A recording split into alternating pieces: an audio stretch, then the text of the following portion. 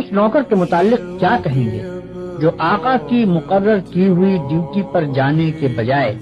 ہر وقت بس اس کے سامنے ہاتھ باندھے کھڑا رہے اور لاکھوں مرتبہ اس کا نام جپتا چلا جائے؟ آقا اس سے کہتا ہے کہ جا کر فلاں فلاں آدمیوں کے حق ادا کر، مگر یہ جاتا نہیں، بلکہ وہیں کھڑے کھڑے آقا کو جھک جھک کر دست سلام کرتا ہے اور پھر ہاتھ باندھ کر کھڑا ہو جاتا ہے۔ آقا اسے حکم دیتا ہے کہ جا اور فلاں فلاں خرابیوں کو مٹا دے، مگر یہ 1 انچ وہاں سے نہیں ہٹتا اور سجدے پر سجدے کیے چلا جاتا ہے۔